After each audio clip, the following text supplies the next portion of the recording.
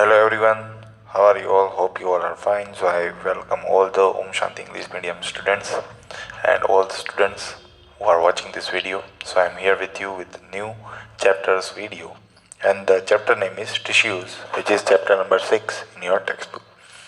So in today's video we will cover about tissues. We will also cover that what is the difference between unicellular and multicellular organisms. We will also see that what is the differences between plant cell and animal cell. Okay, so let's begin the video without wasting any of the time. So what is the meaning of tissue? Student, tissue का मतलब क्या होता है? So tissue is a group of cells that are similar in structure and work together to achieve a particular function. Students, आप सबको मालूम होगा हमारे बॉडी का फंडामेंटल यूनिट मतलब छोटे से छोटा यूनिट होता है सेल। अगर हम कई सारे सेल्स को ऐसे जमा कर देंगे तो वो बन जाएगा टिश्यू। तो ये सेल है स्टूडेंट्स, ये टिश्यू है, और ऐसे कई सारे टिश्यूज हैं वो ऑर्गेनाइज हो जाएंगे और कोई एक पर्टिकुलर फंक्शन के लिए काम करेंगे। ठीक है, तो वो टिश्यू है वो एक पर्टिकुलर ऑर्गन बना देगा। ठीक है, और ये ऑर्गन है वो एक स्पेसिफिक फंक्शन कैरी आउट करता है। ये हमने चैप्टर नंबर 5 में भी देखा था। Same group of cell that are similar in structure, मतलब सबका स्ट्रक्चर सेम है। आप देख सकते हो मैंने यहाँ पे सब राउंड सेल्स को ग्रुप किया है और सब साथ में फंक्शन करते हैं। क्यों? क्योंकि उसको एक ही फंक्शन पर्टिकुलर फंक्शन करना है। स्पेसिफिक सेल्स है वही टिश्यूज बनाते हैं और वही स्पेसिफिक टिश्यूज का फंक्शन होता है एक ही पर्टिकुलर फंक्शन को कैरी आउट करना। ठीक है स्टूडेंट्स, अब आगे बढ़ते हैं।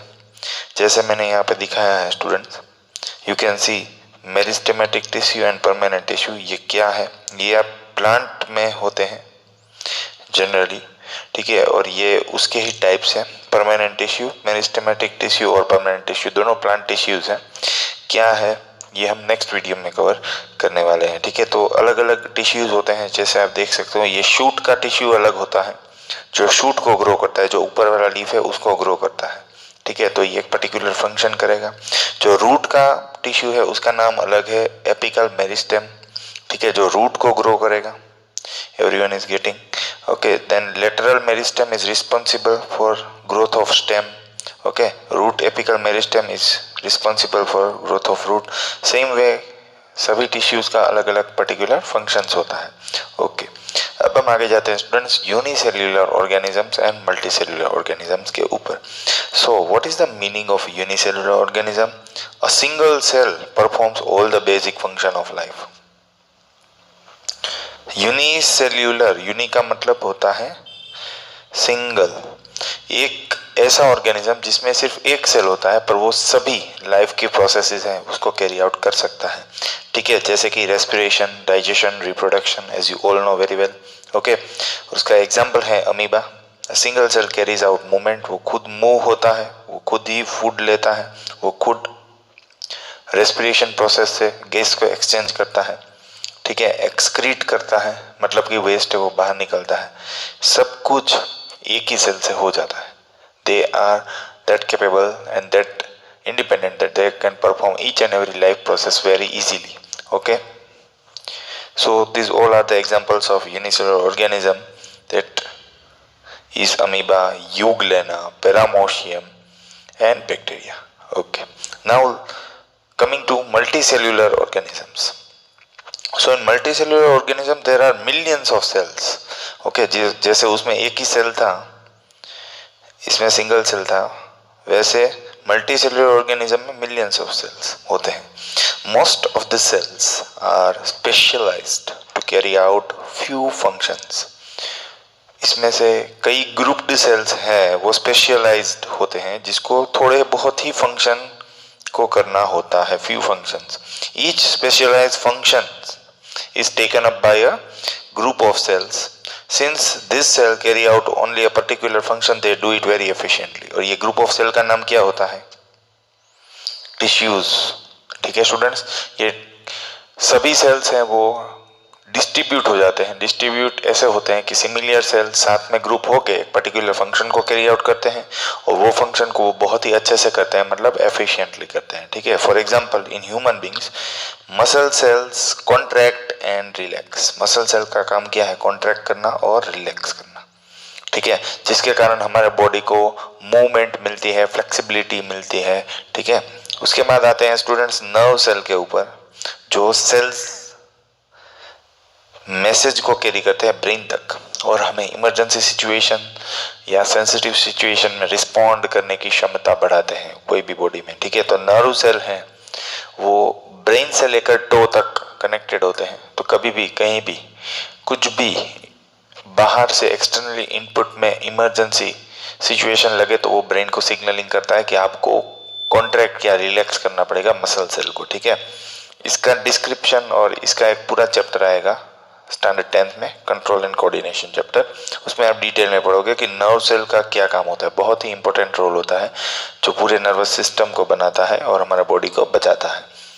उसके बाद स्टूडेंट्स ब्लड, जिसका काम है ऑक्सीजन को ट्रांसपोर्ट करना, फूड हॉर्मोन्स को ट्रांसपोर्ट करना और वेस्ट मटेरियल को भी ट्रांसपोर्ट करता है, ब्लड और वाटर। ठीक है, तो हर एक जो सेल्स होते हैं स्पेसिफिक सेल, उसको पर्टिकुलर फंक्शन दिया होता है। उसको फंक्शन डिवाइड करने की वजह से ही वो अपना काम अच्छी तरीके से कर सकते हैं। इसमें मसल सेल का काम नर्व सेल को नहीं करना है। ठीक है, मसल सेल को अपना काम करके छोड़ देना है। चलो अब आगे जाते हैं। मल्टीसेलुलर ऑर्गेनिज्म में कौन आएगा? ह्यूमंस और प्लांट्स। अब देख सकते हो स्टूडेंट्स, ये एक सेल है, ये एक टिश्यूज है, ये बन गया ऑर्गेन्स और डिफरेंट ऑर्गेन से बनता है बॉडी। ठीक है स्टूडेंट, सेम वे यहाँ पे भी सेल्स, टिश्यू, ऑर्गेन और ये ऑर्गेनिज्म। ठीक है, so cell, group of cell makes a tissues, group of tissues make a organ, okay, and group of organs, group of different organs make a organism, and that is nothing but your body. Okay students, तो यहाँ तक आप सबको समझ में आ गया होगा। अब हम आगे जाएंगे इन प्लांट्स। बॉडी के स्टूडेंट्स, हमने हमारे बॉडी के सभी सेल्स के बारे में देख लिया। In plants vascular tissues conduct food and water from one part two another part. और ये वेस्क्यूलर टिश्यू का नाम है स्टूडेंट्स, आपने पढ़ा होगा, जाइलम एंड फ्लोएम।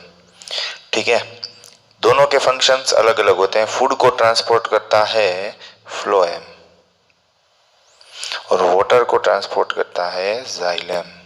ठीक है, thus multicellular organism show division of labor between different type of cell. division of labor का मतलब क्या है students?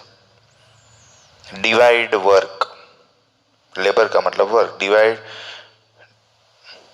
division of work, okay, division of work, okay, between different type of cell। तो वो क्या करता है? ग्रुप ऑफ सेल को वर्क डिवाइड कर देता है। सभी टिश्यूज का वर्क है वो डिवाइड कर देता है। जैसे हमने देखा था, नर्व सेल का काम है उसको सिग्नलिंग करना होता है, मैसेज पहुंचाना होता है। मसल सेल का काम होता है मूवमेंट देना। ठीक है, the tissues are arranged and designed so as to give highest possible efficiency of function. तो टिश्यूज का अरेंजमेंट ऐसा होता है कि जिससे हाईएस्ट पॉसिबल फंक्शन एक ऑर्गेन से मिल पाए। ठीक है स्टूडेंट्स, यहाँ तक सबको क्लियर हो गया होगा। तो मल्टी सेलुलर ऑर्गेनिजम्स के पास मिलियंस ऑफ सेल्स होते हैं। हर एक सेल्स है वो ऐसे डिस्ट्रीब्यूट होते हैं कि वो टिश्यूज बन के एक पर्टिकुलर फंक्शन करे, वो फंक्शन बहुत ही एफिशिएंटली हो जाए। Okay, now what are the basic differences between animal and plant tissue? These are the basic differences, okay? तो सबसे पहले स्टूडेंट्स, अगर हम मोशन के बारे में बात करेंगे तो प्लांट्स जनरली मूव नहीं होते हैं, हम एनिमल्स सब मूव होते हैं, right? Plants prepare their own food well we can not prepare our own food, we all are herbivorous, right? Sorry, we all are not herbivorous actually, but if we eat vegetarian food then we are herbivorous, because herbivorous are such animals that eat vegetarian. So some may be vegetarian or non-vegetarian, okay? So therefore they do not need to move. क्योंकि वो अपना खाना खुद से बना लेता है, इसलिए उसको मूव होने की जरूरत नहीं है। किसको? प्लांट्स के बारे में बात हो रही है, ठीक है। Most of the tissues in the plants are supportive which provide them structural strength. Supportive tissues ही होते हैं। सपोर्ट मतलब एक सेल ऐसा होता है जो दूसरे को सपोर्ट करता है, दूसरा तीसरे को करता है, जिसके कारण वो एक स्टेबल स्ट्रक्चर बना पाए। Most of this tissues are dead. वो लिविंग टिश्यूज नहीं होते हैं, क्योंकि ये सपोर्ट करने का ही काम करना होता है, तो ये डेड टिश्यूज होते हैं जो सिर्फ एक सपोर्ट देते हैं, ठीक है। Since dead cells can provide mechanical strength as easily as live ones and needs less maintenance, तो इसीलिए प्लांट के मोस्टली जो सेल्स होते हैं वो डेड सेल्स होते हैं, क्योंकि उसको सपोर्ट करने का काम करना होता है और इससे मेंटेनेंस भी कम होता है। समझ में आ गया स्टूडेंट्स? प्लांट स्टेशनरी होते हैं, वो अपना खाना खुद बनाते हैं। As you all know they are known as producers, they do not need to move, ये भी आपको मालूम है। इसलिए सभी सेल्स है वो कैसे होते हैं? सपोर्टिव होते हैं, जो एक स्ट्रक्चरल स्ट्रेंथ प्रोवाइड होता है, ठीक है। अब हम आगे जाएंगे।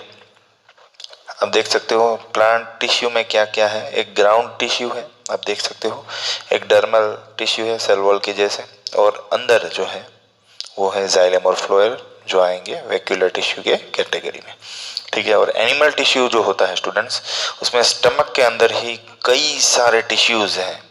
अब देखिए, smooth muscle tissue, loose connective tissue, nervous tissue, blood, columnar epithelium, ये सभी लिविंग टिश्यूज हैं, ठीक है।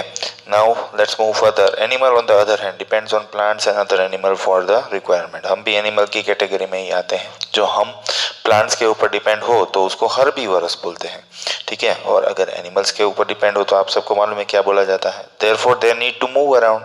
इसलिए हमें जब तक खाना नहीं मिलता है घर पे भी तो भी हम मूव करते हैं, और डायरेक्टली हमारे घर पे खाना नहीं आता है, कोई उसे ग्रो करता है और वही प्लांट्स हम खाते हैं, राइट। Animals move around in search of food, mates, mates का मतलब होता है friends, and shelter, okay. They consume more energy as compare to plant. तो प्लांट को कम एनर्जी चाहिए, क्योंकि उसको मूव नहीं करना है, उसको अपना खाना खुद बना के स्टोर करना है सिर्फ, बस।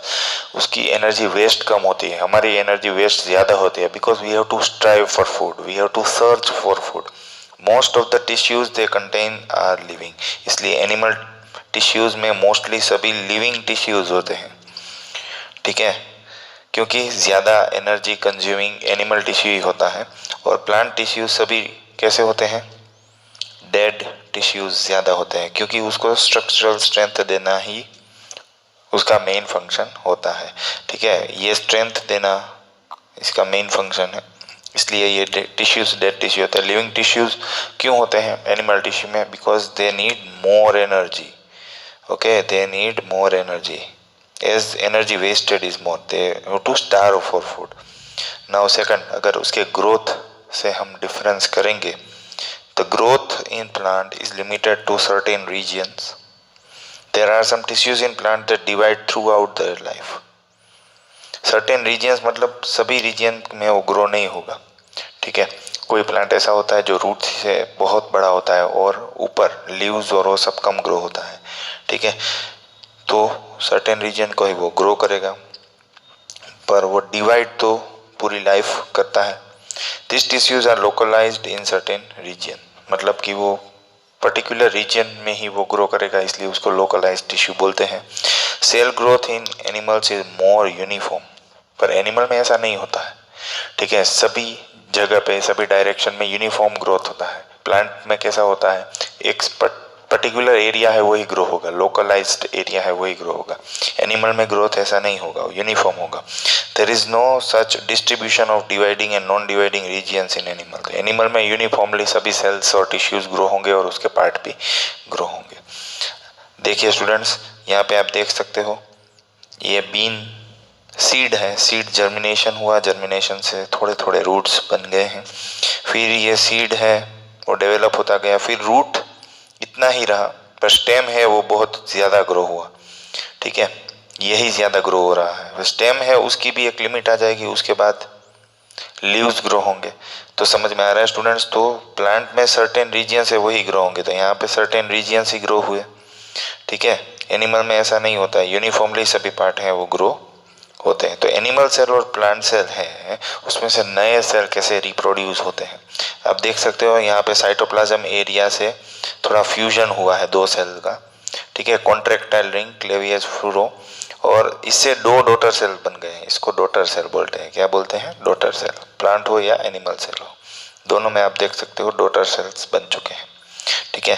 तो यहाँ पे ये दोनों में ये दो सेल्स अलग हुए हैं और ये दोनों सेल बाइंडेड है, मतलब कि कनेक्टेड है, क्योंकि ये दोनों डेड सेल्स है, ये दोनों लिविंग सेल है, ये और दो सेल्स बनाएंगे।